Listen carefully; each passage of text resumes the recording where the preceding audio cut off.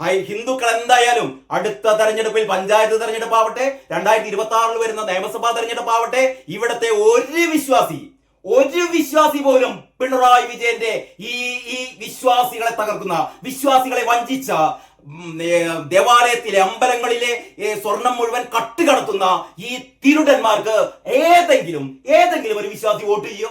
ഏതെങ്കിലും ഒരു വിശ്വാസി? അയാളിഞ്ഞ് ഏത് വലിയ കമ്മ്യൂണിസ്റ്റ് വിശ്വാസി ആയിക്കോട്ടെ, ഏത് ഡിവൈഎഫ്ഐയുടെയോ CPM-ന്റെയോ SFIയുടെയോ പ്രവർത്തകയോ ഒക്കെ ആയിക്കോട്ടെ, വിശ്വാസിയാണെങ്കിൽ ഒരാളും ഈ വരുന്ന ഒരു തിരഞ്ഞെടുപ്പിലും CPM-ന് വോട്ട് ചെയ്യില്ല എന്ന് വളരെ വ്യക്തമായി കാരണഭൂതത്തിന്റെ ശിങ്കിടികൾക്കും അപ്പം ഗോവിന്ദനും എല്ലാവർക്കും മനസ്സിലായി. അപ്പോഴാണ് ഇവർ വീണ്ടും പഴയ നമ്പർ എടുത്തത്. അതായത് വീണ്ടും ആരെ പ്രീണിപ്പിക്കുക? മുസ്ലിങ്ങളെ പ്രീണിപ്പിക്കുക. മുസ്ലിം പ്രകടനത്തിന് വേണ്ടി വീണ്ടും അതിനുള്ള ഒരു ഉപാധിയാണ് ഗാസക്ക് വേണ്ടി കണ്ണീരൊഴുക്കൽ, ഗാസയിൽ കൊല്ലപ്പെട്ട കുട്ടികളുടെ പേര് വിളിച്ചു പറയൽ. അങ്ങനെയുള്ള പ്രഹസനങ്ങളാണ് നടന്നുകൊണ്ടിരിക്കുന്നത്. അപ്പോഴാണ് ഏറ്റവും പുതിയ ഒരു വർഗീയ വിഷം വമിപ്പിച്ചത് ആരെന്നറിയോ? നമ്മുടെ വിദ്യാഭ്യാസ മന്ത്രി വി ശിവൻകുട്ടി നടത്തിയ ഏറ്റവും ലജ്ജിപ്പിക്കുന്ന ഈ ഹമാസിനൊപ്പമാണ്. അതായത് കേരളം മുഴുവൻ ഹമാസിനൊപ്പമാണ്. വിദ്യാഭ്യാസ മന്ത്രി പറയാണ് കുട്ടികൾ ഹമാസിനൊപ്പമാണ്. ആർക്ക്? വെറും ഹമാസ് അല്ല, ഹമാസ് എന്ന് പറയുന്ന നമ്പർ വൺ ഭീകരന്മാർ, ഹൂതി ഭീകരന്മാരെ പോലെ അതിനേക്കാൾ അങ്ങേപ്പുറത്തുള്ള ഏറ്റവും കടുത്ത വർഗീയ വിഷം വമിപ്പിക്കുന്ന ഏറ്റവും കൊടും ഭീകരരായ ഹമാസ് ഭീകരർക്കൊപ്പമാണ് തങ്ങളെന്ന് വി ശിവൻകുട്ടി എന്ന് പറയുന്ന നമ്മുടെ വിദ്യാഭ്യാസ മന്ത്രി പ്രഖ്യാപിച്ചിരിക്കുന്നു എന്നുള്ളതാണ് ഞെട്ടിപ്പിക്കുന്ന വാർത്ത. ഒരു പത്രവും ഒരു മാധ്യമവും ആ രീതിയിൽ അതിനെ സമീപിച്ചില്ല കേട്ടോ. നിങ്ങൾ വാർത്ത കണ്ടിരിക്കും, ചെറിയ വാർത്തകൾ. അതായത് കാസർഗോഡ് കുമ്പളയിൽ ഹയർ സെക്കൻഡറി കലോത്സവത്തിൽ, ആ സ്കൂളിൽ നടന്ന ഹയർ സെക്കൻഡറി കലോത്സവത്തിൽ അവിടെ ഒരു 10 കുട്ടികൾ ഒരു മൈം അവതരിപ്പിക്കുന്നു അല്ലെ. ആ മൈം ഗാസയിലെ പ്രശ്നം സംബന്ധിച്ചുള്ള മൈമായിരുന്നു. ആ മൈം തുടങ്ങിക്കഴിഞ്ഞപ്പോൾ അത് പൂർത്തീകരിക്കാൻ അവിടുത്തെ ഒരു മറ്റം അധ്യാപകർ സമ്മതിച്ചില്ല. അത് കർട്ടനിട്ടു. അപ്പോഴത്തേക്ക് ഇവിടുത്തെ സുഡാപ്പികളും ഇവിടുത്തെ അന്തംഗമ്മികളും ആകെ രോഷം കൊണ്ടു. ഗാസയിലെ പ്രശ്നം മൈമായിട്ട് അവതരിപ്പിക്കാൻ എങ്ങനെയാണ് ഇവിടുത്തെ സംഘപരിവാരുകാര് അല്ലെങ്കിൽ അവരുടെ താല്പര്യങ്ങൾക്കനുസരിച്ച് പ്രവർത്തിക്കുന്ന ഒരു കൂട്ടം അധ്യാപകർ എങ്ങനെയാണ് കർട്ടൻ ഇടുക? ഗാസയിലെ പ്രശ്നം, ഗാസയിലെ ഭീകരന്മാർ ചെയ്ത കൊടും ക്രൂരകൃത്യം, അത് ഞങ്ങൾ അവതരിപ്പിക്കണ്ടേ എന്നൊക്കെ ഇവര് രോഷം കൊണ്ടു. അപ്പോഴാണ് വിദ്യാഭ്യാസ മന്ത്രി വി ശിവൻകുട്ടി പറഞ്ഞത് അന്വേഷിക്കാൻ വേണ്ടി DPAയോട് ആവശ്യപ്പെട്ടു, DDയോട് ആവശ്യപ്പെട്ടു. അവർ അന്വേഷിക്കുന്നതിന് മുമ്പ് തന്നെ അന്വേഷിക്കാൻ വേണ്ടി ആവശ്യപ്പെട്ട ഉടൻ തന്നെ വിദ്യാഭ്യാസ മന്ത്രി തന്നെ പറഞ്ഞു ഇത് വീണ്ടും നടത്തണം. കാരണം എന്താണ്? ഹമാസ് ഭീകരന്മാർ നമ്മുടെ ആൾക്കാരാണ്. അപ്പോൾ ഹമാസ് ഭീകരന്മാരെ മഹത്വവൽക്കരിക്കുന്ന മൈം വീണ്ടും നടത്തണമെന്ന് വി ശിവൻകുട്ടി ആവശ്യപ്പെട്ടു. വീണ്ടും ആ മൈം അവിടെ നടത്തി. എന്തായിരുന്നു യാഥാർത്ഥ്യം? അവിടെ അവതരിപ്പിച്ച മൈം എന്ന് പറയുന്നത് മാനുവലിലെ എല്ലാവിധ ചട്ടങ്ങളും ലംഘിച്ചുകൊണ്ടാണ് ആ 10 കുട്ടികൾ അവിടെ മൈം അവതരിപ്പിച്ചത്. മൈം എന്ന പേര് മാത്രമേ ഉണ്ടായിരുന്നുള്ളൂ. നിങ്ങൾക്ക് ഒരുപാട് മൈം മത്സരങ്ങൾ കണ്ടിട്ടുണ്ടായിരിക്കും സ്കൂൾ യുവജനോത്സവങ്ങളിൽ. മൈം എന്ന് പറഞ്ഞാൽ മൈമിൽ പ്രോപ്പർട്ടികൾ ഉപയോഗിക്കാൻ പാടില്ല. പക്ഷേ ഈ 10 കുട്ടികൾ ആ സ്കൂളിൽ അവതരിപ്പിച്ചത് ഒരു എന്താ പറയാ, മരിച്ച കുട്ടിയുടെ പ്രതീകമായി ഒരു ഡോളിനെ വെള്ളത്തുണിയിൽ പൊതിഞ്ഞൊരു ഡോൾ അവരുടെ കയ്യിലുണ്ടായിരുന്നു. അമ്മ അതിൽ നോക്കി വിങ്ങിപ്പൊട്ടുന്ന അമ്മയെ കാണിക്കാൻ വേണ്ടിയിട്ട് ഒരു ഡോളിനെ അവരെടുത്തിരുന്നു. അവരുടെ പോക്കറ്റിൽ പലസ്തീൻ പതാകകൾ ഉണ്ടായിരുന്നു. അപ്പൊ ഇങ്ങനെ പലസ്തീൻ പതാകകൾ ഉയർത്തി ഈ ഡോളിനെ കയ്യിലേന്തി എന്ന് പറഞ്ഞാൽ ഇതൊന്നും അനുവദനീയമല്ല. ഇതൊന്നും ഒരു മത്സരത്തിൽ അനുവദനീയമല്ല. അത് ഡിസ്ക്വാളിഫൈ ചെയ്യേണ്ടതാണ്. എന്ന് പറഞ്ഞാൽ ഇവരുടെ ആവശ്യം മൈം അവതരിപ്പിക്കലായിരുന്നില്ല. മൈം അവതരിപ്പിച്ച് സമ്മാനം നേടുകയായിരുന്നില്ല. ഈ 10 കുട്ടികൾക്ക് പിന്നിൽ പ്രവർത്തിച്ച ഭീകരന്മാർക്ക് ഓശാന പാടുന്ന സുഡാപ്പികളുടെയും കമ്മികളുടെയും ലക്ഷ്യം എന്ന് പറയുന്നത് ഇവിടെ വർഗീയത പ്രചരിപ്പിക്കാൻ വേണ്ടിയിട്ട്, വർഗീയത വളർത്താൻ വേണ്ടിയിട്ട്, അല്ലെങ്കിൽ മുസ്ലിം വികാരങ്ങൾ വോട്ടാക്കി മാറ്റാൻ വേണ്ടിയിട്ട് ഈ പാവം 10 കുട്ടികളെ കരുവാക്കുകയായിരുന്നു. ഹയർ സെക്കൻഡറിയിൽ പഠിക്കുന്ന ഈ കുട്ടികൾക്ക് യഥാർത്ഥത്തിൽ എന്താണ് ഹമാസിൽ അല്ലെങ്കിൽ എന്താണ് ഗാസയിലെ പ്രശ്നം, ഗാസയിൽ എന്തുകൊണ്ട് ഇത്തരത്തിലുള്ള സംഘർഷങ്ങൾ ഉണ്ടാവുന്നു എന്നൊന്നും ഒരുപക്ഷെ അതിൻ്റെതായ ആഴത്തിൽ പഠിക്കാൻ ഇവർക്ക് അതിനുള്ള അവസരമൊന്നും ഉണ്ടായിരിക്കില്ല. ഇവർ ആരുടെയോ നിർദ്ദേശത്തിനനുസരിച്ച് ആയിരിക്കാം ഇവരതൊക്കെ ചെയ്തത് എന്ന് ഞാൻ കരുതുന്നു. അവരുടെ പോക്കറ്റിലൊക്കെ പതാകകൾ ഉണ്ടായിരുന്നു. അവിടെ 10 കുട്ടികളൊന്നും ഇതിൽ അവതരിപ്പിക്കാൻ പാടില്ല. ഈ മൈം മത്സരത്തിൽ 10 കുട്ടികൾ പങ്കെടുക്കാനേ പാടില്ല. എനിക്ക് തോന്നുന്നു 7 കുട്ടികളാണ് മൈമിൽ അവതരിപ്പിക്കേണ്ടതെന്നാണ് എന്റെ ഒരു അറിവ്. അപ്പോൾ ഇവിടെ ആവശ്യത്തിൽ കൂടുതൽ കുട്ടികളെ സ്റ്റേജിൽ എത്തിച്ചുകൊണ്ട്, അപ്പോൾ ഞാൻ നേരത്തെ പറഞ്ഞ പോലെ മൈം അവതരിപ്പിക്കലായിരുന്നില്ല, അവർക്ക് ഗാസ പ്രചരിപ്പിക്കണം. ഗാസയിലെ ഇസ്രായേലിനെതിരായ ഗാസയിലെ ഹമാസ് ഭീകരരെ മഹത്വവൽക്കരിക്കാൻ വേണ്ടിയിട്ട് ഇതിൽ ഒരിക്കലും ഉപയോഗിക്കാൻ പാടില്ലാത്ത പ്രോപ്പർട്ടി ഉപയോഗിച്ചു, ഈ പലസ്തീനിലെ പതാക ഉപയോഗിച്ചു. ഇതൊക്കെ ഉപയോഗിച്ചുകൊണ്ട് ഇവിടെ ഏറ്റവും വലിയ വർഗീയത വളർത്തുന്നതിന്റെ ഭാഗമായി, ഭീകരതയെ പ്രോത്സാഹിപ്പിക്കുന്ന ഭാഗമായി കുമ്പളയിലെ സ്കൂളിലെ കുട്ടികളെ ഉപയോഗിച്ചപ്പോൾ വിദ്യാഭ്യാസ മന്ത്രി പറയുകയാണ് അത് വേണം, അവരെ ഇനി അവതരിപ്പിക്കട്ടെ, ഇവിടെ വർഗീയത ഇങ്ങനെ വളരട്ടെ, വർഗീയത ഒരു പ്രശ്നമില്ല, ഞങ്ങൾക്ക് എന്ത് ചെയ്യണം, ഞങ്ങൾക്ക് വോട്ട് കിട്ടണം, ഞങ്ങൾക്ക് മുസ്ലിങ്ങളുടെ വോട്ട് കിട്ടണം എന്ന് വിദ്യാഭ്യാസ മന്ത്രി വി ശിവൻകുട്ടി പറഞ്ഞു. ഇവർ അന്വേഷിച്ചു, DPM DD അന്വേഷിച്ചപ്പോഴാണ് വ്യക്തമായത്. അവിടുത്തെ സ്കൂളിലെ പ്രധാന അധ്യാപിക പറഞ്ഞു, ഇത് ഹമാസിന്റെ ഒരു പ്രശ്നമായതുകൊണ്ടല്ല ഞങ്ങൾ ഇത് വിലക്കിയത്, ഇവിടുത്തെ അധ്യാപകർ വിലക്കിയത്. 2 വർഷം മുമ്പ്, അതായത് ഈ ഒരു യുദ്ധം നടന്നതിന്റെ ഏതാനും, ഇത് ഒക്ടോബറിലാണല്ലോ നടന്നത്, അതിനുശേഷം 2023 ഒക്ടോബറിലാണ് ഗാസയിലെ പ്രശ്നങ്ങൾ ആരംഭിക്കുന്നത്. അപ്പൊ യഥാർത്ഥത്തിൽ ആ ഒരു 3-4 മാസത്തിന് ശേഷം നടന്ന സംസ്ഥാന സ്കൂൾ യുവജനോത്സവത്തിൽ ഞാൻ ആ സംസ്ഥാന യുവജനോത്സവത്തിൽ അവതരിപ്പിക്കപ്പെട്ട നാടകങ്ങൾ മുഴുവൻ കണ്ടൊരു വ്യക്തിയായിരുന്നു ഞാൻ കേട്ടോ. ആ അന്നത്തെ നാടക മത്സരത്തിൽ ഈ ഗാസയിലെ പ്രശ്നങ്ങളുമായി ബന്ധപ്പെട്ട് ആ കലോത്സവ വേദിയിൽ ഒരുപാട് നാടകങ്ങൾ അരങ്ങേറിയിരുന്നു കേട്ടോ. അന്നൊന്നും ആരും അത് വിലക്കിയിരുന്നില്ല, കാരണം അതൊക്കെ അതിൻ്റെതായ ചട്ടവട്ടങ്ങൾ അനുസരിച്ച് അതിൻ്റെതായ ചട്ടങ്ങൾ പാലിച്ചുകൊണ്ടാണ് നടത്തിയത്. അപ്പോൾ ഏതൊരു കലാകാരനും ഏതൊരു നാട്ടിലെയും സംഘർഷങ്ങൾ, യുദ്ധങ്ങൾ അവതരിപ്പിക്കാനുള്ള അവകാശമുണ്ട്. ഗാസയിൽ നിങ്ങളുടെ ഒരു നിലപാട് അതാണെങ്കിൽ നിങ്ങൾക്ക് അതനുസരിച്ച് നിങ്ങൾക്ക് കലാ ആവിഷ്കാരങ്ങൾ നടത്താം. പക്ഷേ എല്ലാ മേഖലകളും റദ്ദാക്കിക്കൊണ്ട്, എല്ലാ ചട്ടങ്ങളും ലംഘിച്ചുകൊണ്ട് വെറും പ്രചരണത്തിന് വേണ്ടിയിട്ട്, വർഗീയത വളർത്താൻ വേണ്ടിയിട്ട് ഇത്തരത്തിലുള്ള സ്കൂൾ യുവജനോത്സവ വേദികളെ ഉപയോഗിക്കുക എന്ന് പറഞ്ഞാൽ അത് തടയുക തന്നെ ചെയ്യേണ്ടതാണ്. പക്ഷേ വി ശിവൻകുട്ടി അതൊന്നും പാടില്ല. കുട്ടികൾ വർഗീയത ഇങ്ങനെ പാലൂട്ടി വളർത്തിക്കൊണ്ട് ഇവിടെ വർഗീയത ഉണ്ടാവട്ടെ, ഇവിടെ ഹമാസ് എന്ന് പറയുന്ന കൊടും ഭീകരന്മാർ നമ്മുടെ എന്താ പറയാ, നമ്മുടെ പാർട്ട്ണർമാരാണ്. പണ്ടങ്ങനെയായിരുന്നല്ലോ വാസ്തവം പറഞ്ഞത്, നമ്മുടെ അദാനി നമ്മുടെ പാർട്ട്ണറാണ് എന്ന് പറയുന്ന പോലെ നമ്മുടെ പാർട്ട്ണറാണ് ഹമാസ്. അതുകൊണ്ട് ഹമാസ് എന്ന ഭീകരർ നമ്മുടെ ആൾക്കാരാണ്. അതുകൊണ്ട് അവർക്ക് വേണ്ടിയിട്ട് അവരെ മഹത്വവൽക്കരിച്ചുകൊണ്ട് നിങ്ങൾ മൈം നടത്തിക്കോളൂ എന്ന് വിദ്യാഭ്യാസ മന്ത്രി പറഞ്ഞു. വീണ്ടും അവർ മൈം അവതരിപ്പിച്ചു. നോക്കണം നിങ്ങൾ, എത്ര പത്രങ്ങൾ, എത്ര മാധ്യമങ്ങൾ ഇതൊക്കെ വളരെ കൃത്യമായി റിപ്പോർട്ട് ചെയ്തിരുന്നു? ഇല്ല. കാരണം അങ്ങനെയാണ് കേരളത്തിലെ അവസ്ഥ. അപ്പോൾ ഞാൻ പറഞ്ഞുകൊണ്ട് വരുന്നത്, സഖാക്കന്മാർ അവർക്ക് മനസ്സിലായി ഹിന്ദുക്കളുടെ വോട്ടുകൾ ഇനി കിട്ടില്ല.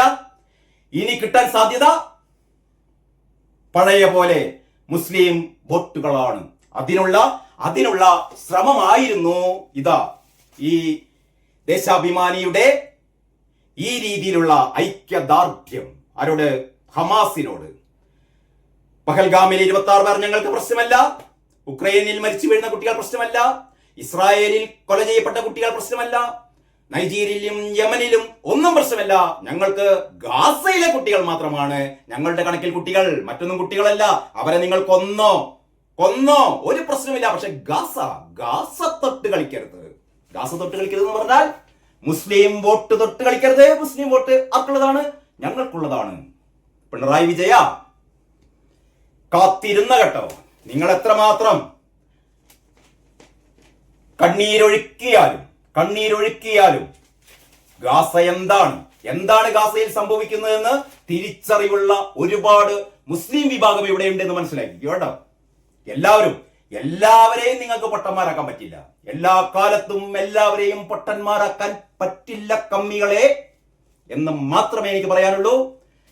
ഇങ്ങനെ അയ്യപ്പ മഹാസംഗമം നടന്ന പോലുള്ള മറ്റൊരു തട്ടിപ്പാണ് ഇത് എന്ന് ഇവിടുത്തെ മുസ്ലിം വിഭാഗവും മനസ്സിലാക്കിയാൽ നിങ്ങൾക്ക് നല്ലത്. നിങ്ങളുള്ള ഒരു സ്നേഹവും കൊണ്ടിട്ടല്ല, നിങ്ങളുടെ വോട്ട് മാത്രമാണ് ഇതിന്റെയൊക്കെ പിന്നിൽ. തൽക്കാലം ഇത്രമാത്രം. എല്ലാവർക്കും നമസ്കാരം. വാർത്താ വിശേഷങ്ങളുടെ പുതിയൊരു എപ്പിസോഡിലേക്ക് സ്വാഗതം. നമുക്ക് 2 പത്രങ്ങളുടെ 1-ാം പേജുകൾ നോക്കാം കേട്ടോ. ഇത് മാധ്യമത്തിന്റെ 1-ാം പേജ്. ഇത് 2 ദിവസം മുമ്പ്, അതായത് 7-ാം തീയതിയിലെ മാധ്യമ പത്രമാണ് കേട്ടോ. ഇനി വരുന്നൊരു തലമുറക്ക് എന്നൊക്കെ പറഞ്ഞിട്ട് ഗാസയില് ഗാസയിലെ വംശഹത്യ എന്നൊക്കെ പറഞ്ഞിട്ടാണ്. അറിയാലോ, ഒക്ടോബർ 7 എന്ന് പറയുന്ന തീയതിക്ക് ഏറ്റവും വലിയൊരു പ്രാധാന്യമുണ്ട്.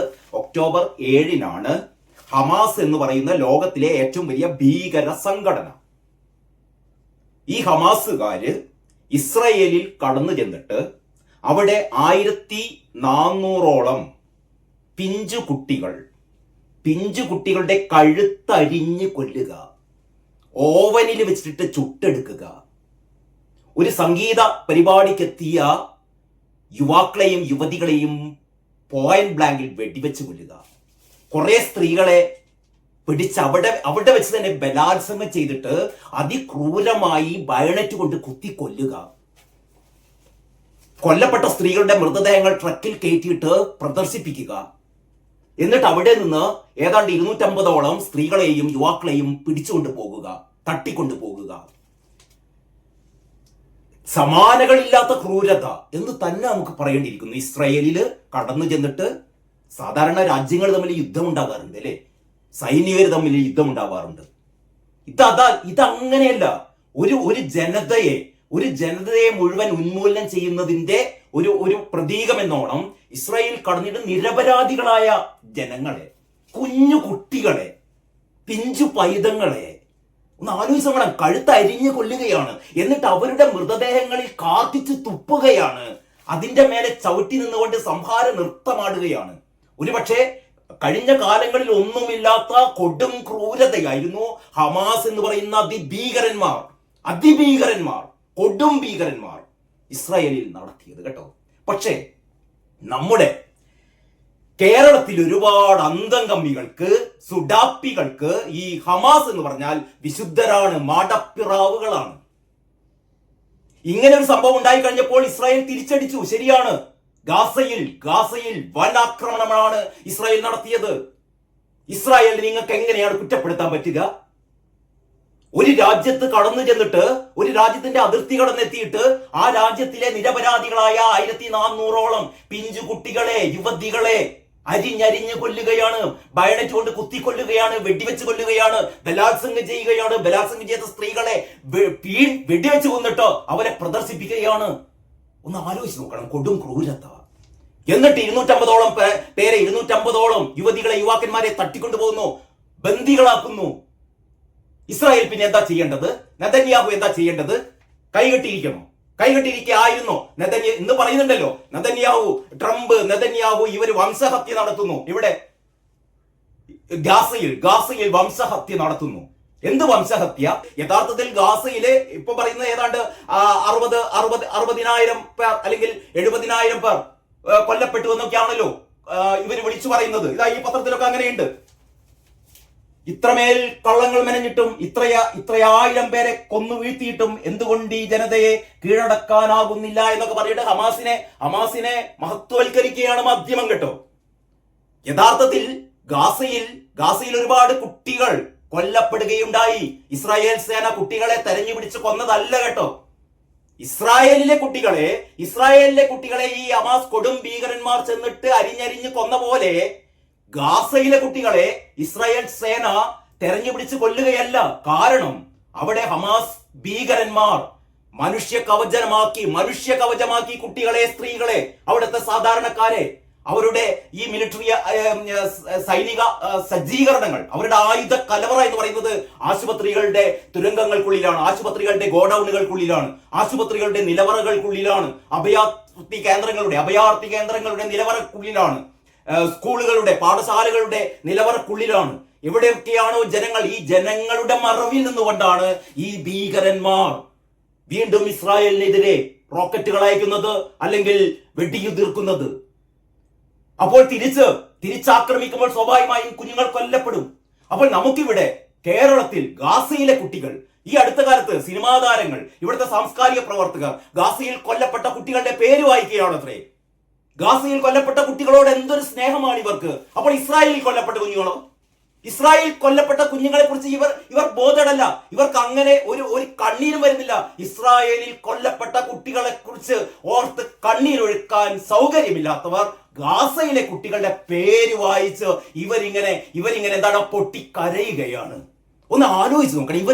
ഇവരുടെയൊക്കെ പക്ഷപാതിത്വം, ഇവരുടെ വർഗീയത, അതാണ് അതിന്റെ വാക്ക്, വർഗീയത. ഏറ്റവും കൊടും വർഗീയരാണ് ഈ പറയുന്ന അന്തംഗമ്മികളും സുഡാപ്പികളും ഒക്കെ. അതിന്റെ ഉദാഹരണമാണ് ഇതാ ഇങ്ങനെ ഒരു പത്രം ഇറക്കുന്നത്.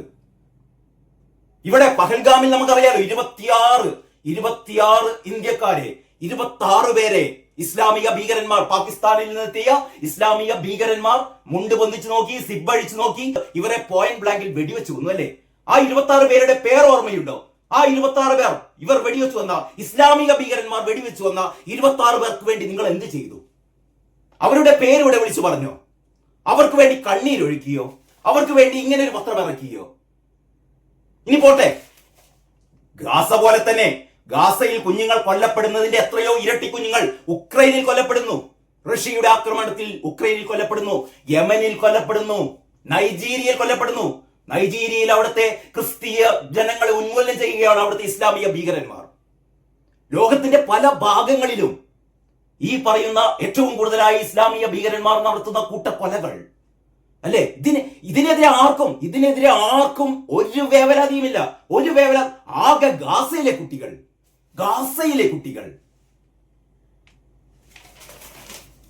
ഞാൻ നിങ്ങളോട് പറയാൻ ആഗ്രഹിക്കുന്നത്, ഇപ്പൊ മാധ്യമം ഇങ്ങനെ കൊടുത്തു, ഓക്കെ, മാധ്യമത്തിന്റേതായ താല്പര്യങ്ങളുണ്ട്. അതിനേക്കാൾ നിങ്ങൾ ഞെട്ടേണ്ടത് ഇതേ ദിവസം എന്ന് പറഞ്ഞാൽ നിങ്ങൾ ശ്രദ്ധിക്കണം, ഒക്ടോബർ മാസം 7-ാം തീയതിയാണ്.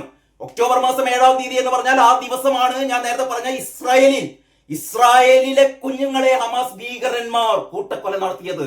അതിനെക്കുറിച്ച് മിണ്ടാതെ ദേശാഭിമാനി പൊറുക്കില്ല ഒരു AI നിർമ്മിത ചിത്രം, ഇത്തരത്തിൽപ്പെട്ട ഒരമ്മയുടെയും മകന്റെയും ചിത്രമെടുത്ത് പൊലിപ്പിച്ച് കാണിച്ചിട്ട് ഇവർ പറയാണല്ലോ, വംശഹത്യയുടെ 2 ആണ്ട്, കൊല്ലപ്പെട്ടവർ 67,160. വംശഹത്യയുടെ 2 ആണ്ടത്രേ. ഈ വംശഹത്യ എന്ന് ഇവർ പറയുകയാണെങ്കിൽ ശരി, സമ്മതിക്കാം, വംശഹത്യ. എന്തായിരുന്നു വംശഹത്യക്ക് കാരണം?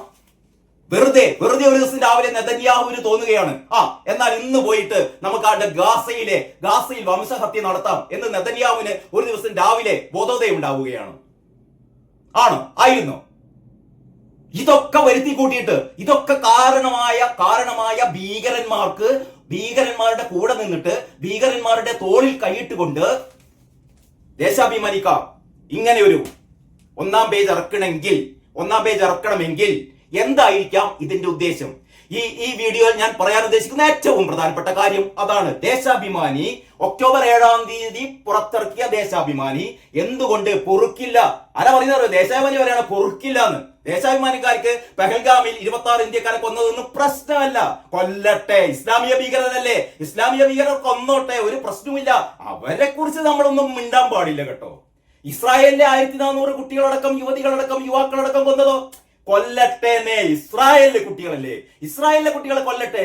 യമനിലെ കുട്ടികളെയും കൊല്ലട്ടെ, നൈജീരിയയിലെ കുട്ടികളെയും കൊല്ലട്ടെ, നമുക്കൊന്നും പ്രശ്നമില്ല. പക്ഷെ ഗാസ തൊടാൻ പാടില്ല. ഗാസ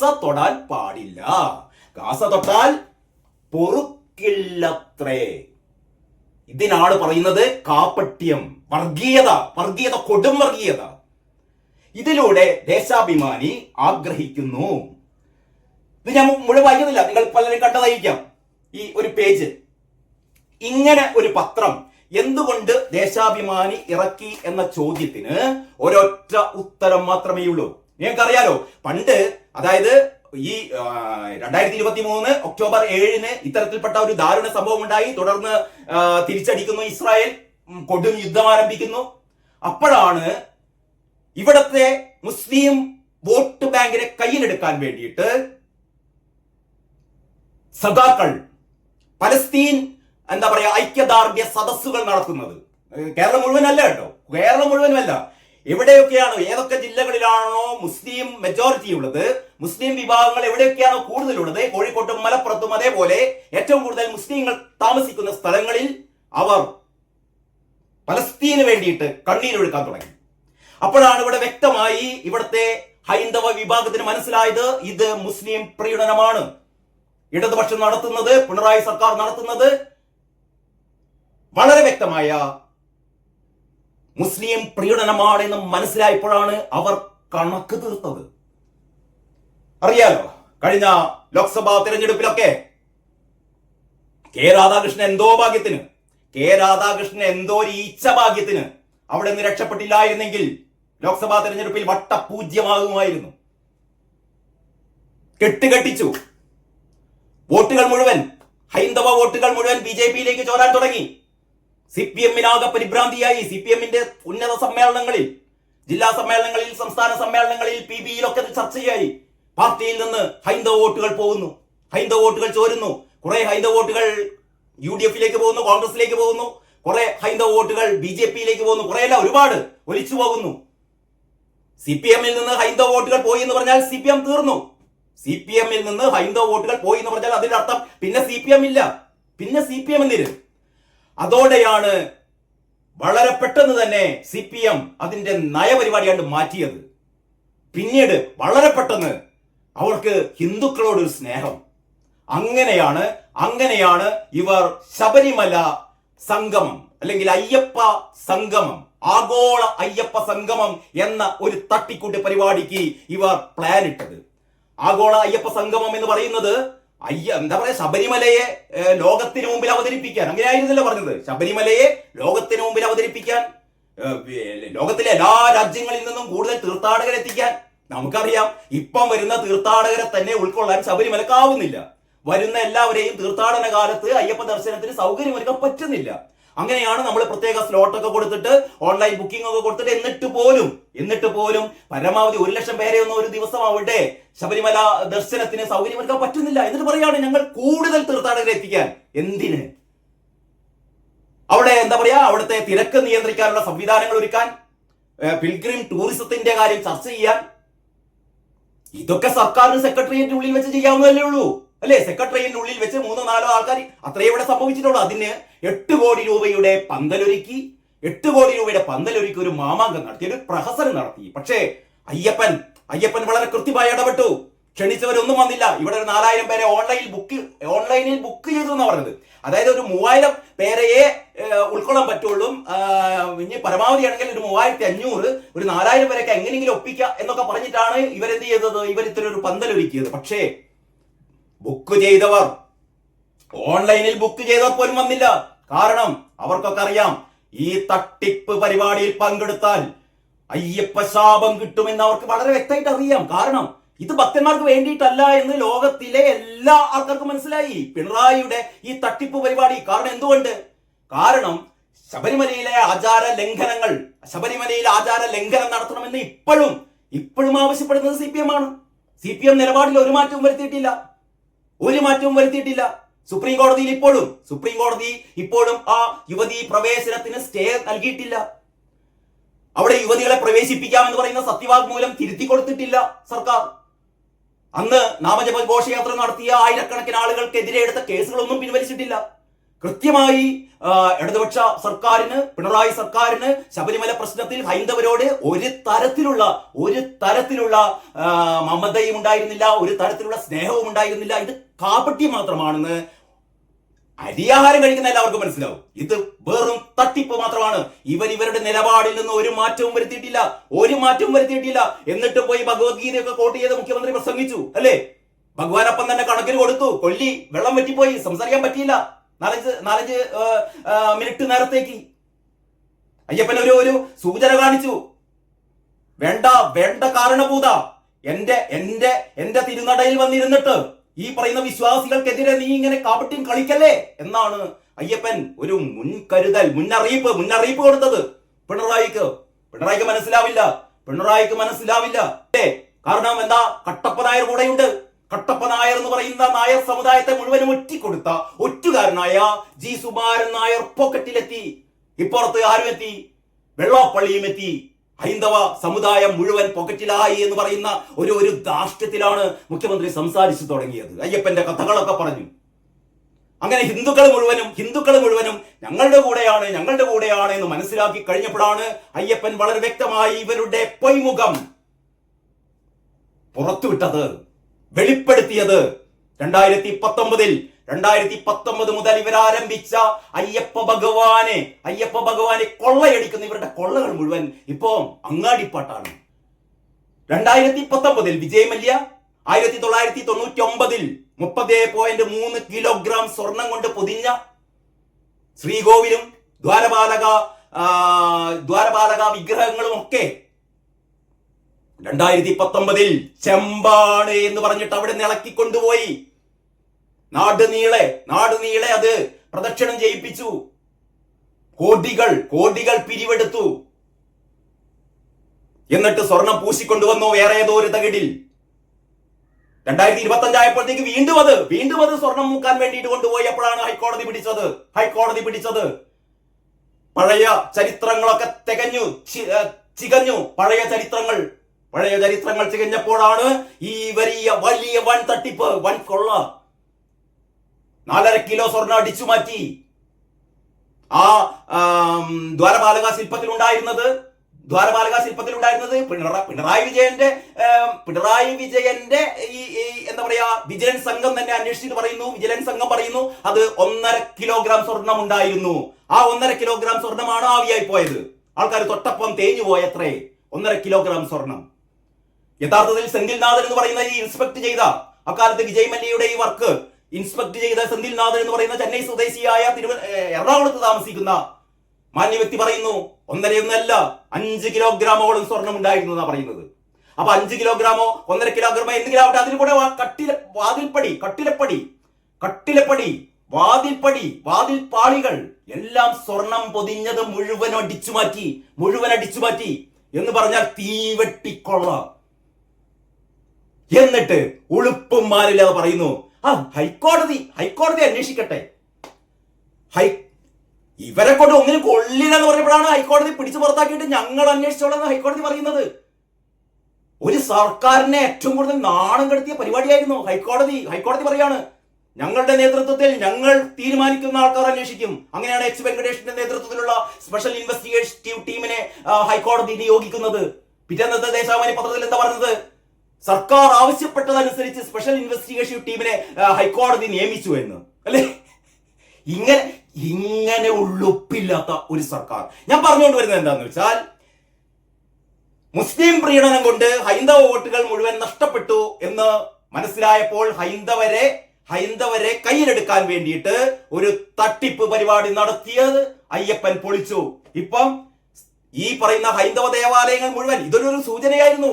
ഇത് ശബരിമലയിൽ മാത്രമല്ല, മലബാർ ദേവസ്വം ബോർഡിലും തിരുവിതാംകൂർ ദേവസ്വം ബോർഡിലുമുള്ള മിക്കവാറും ക്ഷേത്രങ്ങളിൽ, ഇപ്പൊ കോഴിക്കോട്ടൊക്കെ ചില ക്ഷേത്രങ്ങളിലൊക്കെ, എല്ലാ ക്ഷേത്രങ്ങളിലും വാർത്തകൾ ഒരുപാട് വന്നു. കഴിഞ്ഞ 2-3 ദിവസങ്ങളായി പത്രങ്ങളിൽ വരുന്ന വാർത്തകൾ വിവിധ ക്ഷേത്രങ്ങളിൽ സ്വർണം അടിച്ചു മാറ്റിയിരിക്കുന്നു. ഇതൊന്നും അന്വേഷിക്കാൻ ഒരു വകുപ്പുമില്ല.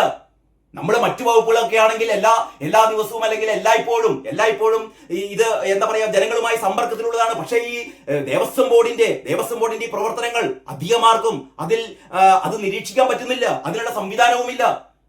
ദേവസ്വം വകുപ്പുകൾ കൈയിട്ട് വാരുകയാണ്. കിട്ടുന്നവരൊക്കെ അടിച്ചു മാറ്റുകയാണ്. എന്നിട്ട് മന്ത്രി പറയുന്നു ഇതൊക്കെ ഉദ്യോഗസ്ഥന്മാരെ ഞങ്ങൾക്ക് ഇതിലൊന്നും എന്താ പറയാ ഇടപെടേണ്ട കാര്യമൊന്നുമില്ല, ഞങ്ങളല്ല, ഇതൊക്കെ ഉദ്യോഗസ്ഥന്മാരാണ്. പിന്നെ എന്തിനാ ഇവിടെ മന്ത്രി? പിന്നെ ദേവസ്വം ഡിപ്പാർട്ട്മെന്റ് എന്തിന്? ദേവസ്വം വകുപ്പ് എന്തിന്? ദേവസ്വം മന്ത്രി എന്തിന്? അപ്പോൾ അതല്ല, അത്തരം കാര്യങ്ങളെ കുറിച്ചല്ല ഞാൻ പറയുന്നത് അതായത് ഹൈന്ദവരെ കയ്യിലെടുക്കാൻ വേണ്ടി ശ്രമിച്ചു, കപട നാടകം കളിച്ചു. കപട നാടകം ഇതാ ഇപ്പോ 8 നിലയിൽ പൊട്ടി തകർന്നിരിക്കുന്നു. ഇനിയിപ്പോ എന്താ ചെയ്യാ? വീണ്ടും പഴയ പോലെ ഹിന്ദുക്കൾ എന്തായാലും അടുത്ത തെരഞ്ഞെടുപ്പിൽ, പഞ്ചായത്ത് തെരഞ്ഞെടുപ്പാവട്ടെ, 2026 വരുന്ന നിയമസഭാ തെരഞ്ഞെടുപ്പാവട്ടെ, ഇവിടത്തെ ഒരു വിശ്വാസി പോലും പിണറായി വിജയന്റെ ഈ വിശ്വാസികളെ തകർക്കുന്ന, വിശ്വാസികളെ വഞ്ചിച്ച, ദേവാലയത്തിലെ അമ്പലങ്ങളിലെ സ്വർണം മുഴുവൻ കട്ടുകടത്തുന്ന ഈ തിരുടന്മാർക്ക് ഏതെങ്കിലും ഒരു വിശ്വാസി വോട്ട് ചെയ്യോ? ഏതെങ്കിലും ഒരു വിശ്വാസി?